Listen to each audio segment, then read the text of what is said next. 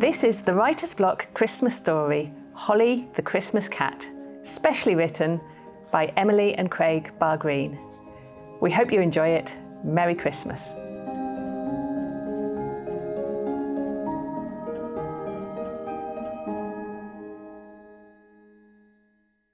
Holly the cat was sitting on the windowsill. It was Christmas Eve and nothing was quite right.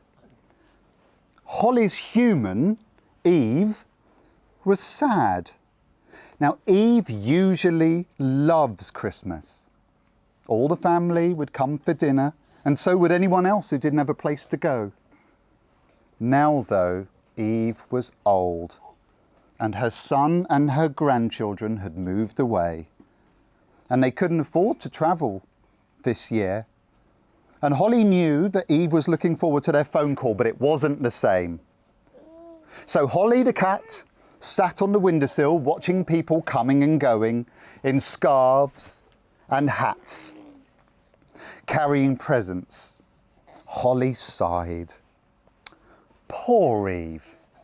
At that moment, George, the enormous dog, walked along the icy pavement just outside. George the dog growled at Holly the cat. Holly jumped down in fright. George was the king of the dogs, and he knew it. Holly leapt straight up from the windowsill to Eve's lap. She was frightened. Eve stroked her until she calmed down. "Oh, we'll treat it like any normal day," said Holly. "Just you and me. We don't need Christmas this year." Oh, that's sad. Holly looked around the bare living room. Oh, she wished he had a tree and some tinsel and some Christmas food. There wasn't so much as a mince pie or a pig in a blanket in the whole house. "Oh, we've got no money," said Eve, who always seemed to know what Holly was thinking. "And anyway, what's the point?" Now, two birds flew and landed on the windowsill. Holly watched them through the glass, and then she began to plan. You see, over the years, Eve had always looked after the animals. She had put scraps out for the birds, and food for the hedgehogs, and bags of oats for the ducklings at the park, and she'd let the spiders weave their beautiful webs all over the garden, and sometimes in the house too. She had thrown sticks for the dogs, even Scary George, who loved her but hated Holly. See, Eve loved all the animals and they loved her back. So Holly watched these two birds bobbing around, and then it dawned on her. It was payback time. The animals needed to help Eve. Yes. Now this was tricky. Not all animals get along, as you may know.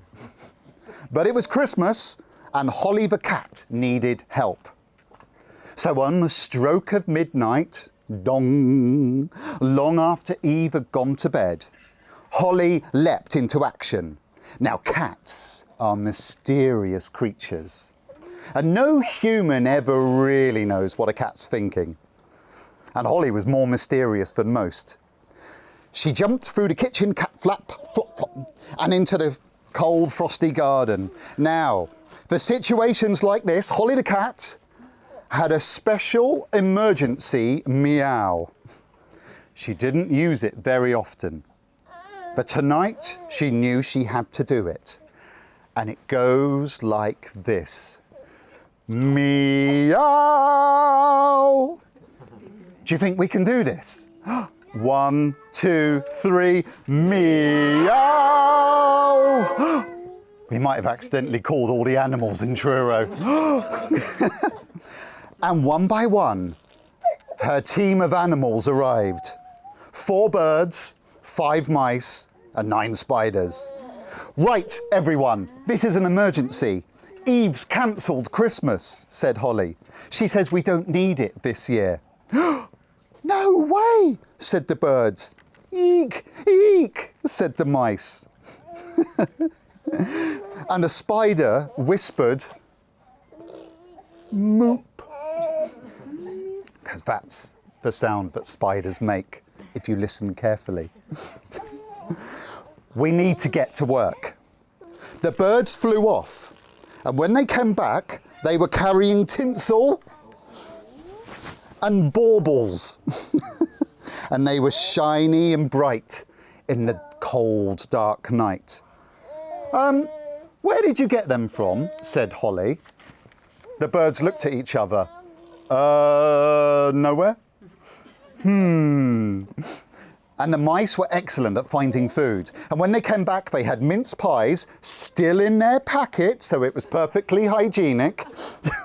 And a big bag of cheese, again, still in its packet.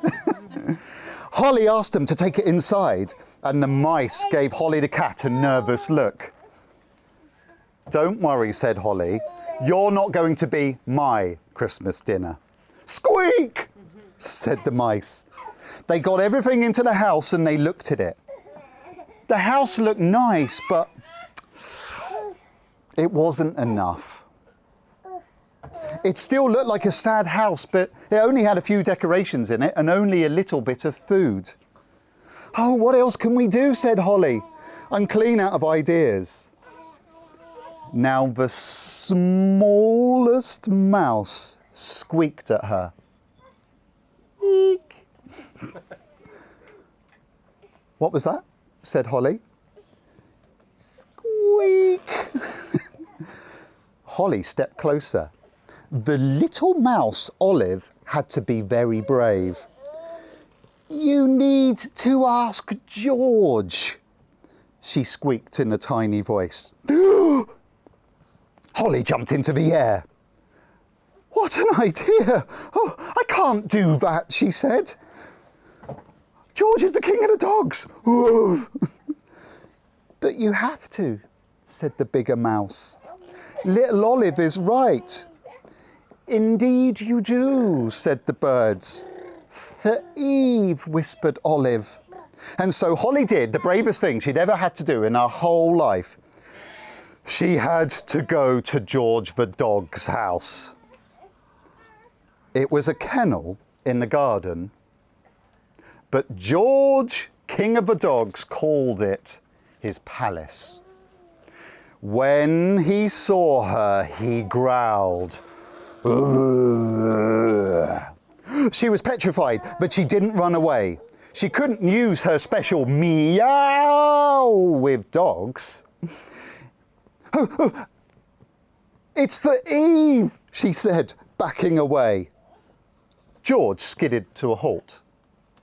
Whoa, whoa, whoa, whoa, whoa. Eve, he said. What's wrong with Eve? Is she okay? We like Eve. So Holly started to explain. Said George. I'll send a message to the dogs. You may leave. He waved a paw. Holly's heart thumped. She'd just done something really brave. George, being leader of all the dogs, assembled every single one from the neighbourhood and they all got to work. Now, by the time Eve woke up in the morning, the house was looking quite different. It was beautiful. The birds had worked all night with their decorations until their little wings ached. Eve was surprised to find mince pies and cheese, two of her favourite things, in her kitchen. She started to smile and put on some Christmas music. What's happened, Holly? She looked at the cat a little more closely. Did you have something to do with this? And they both started dancing. And Eve didn't notice the mice watching from the corner of the room or the birds peeking through the window. If only we had someone to share it with, though, Holly.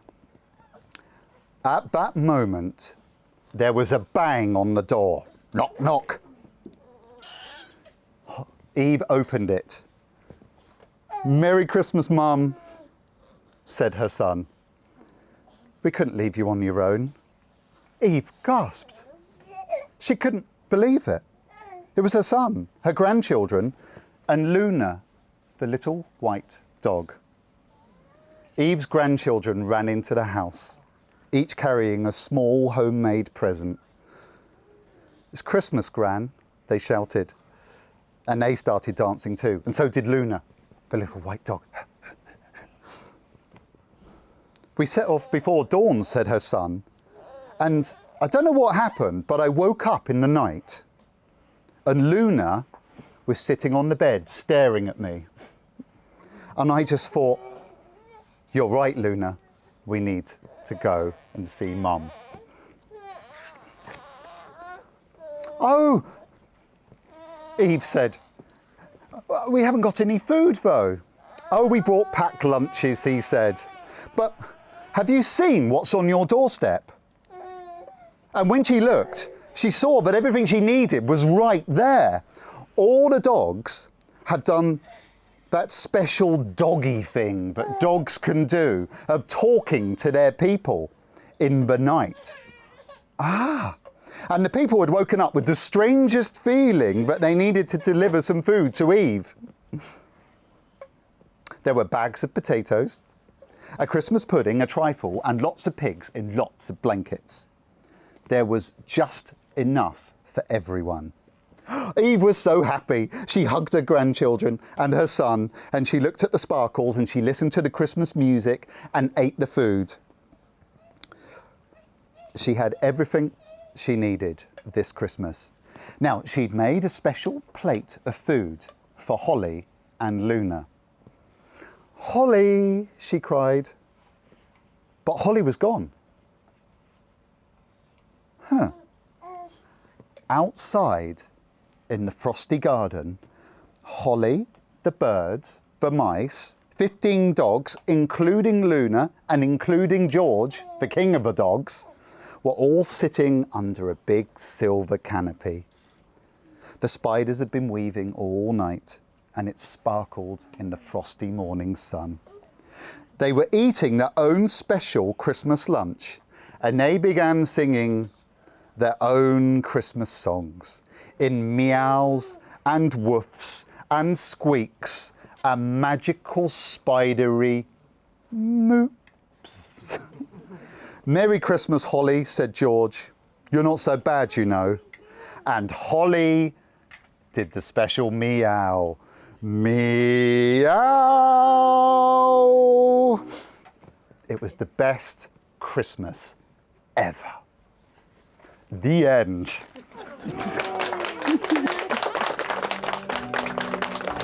Amazing. Hello, I'm Emily. And I'm Craig. And we wrote this story together.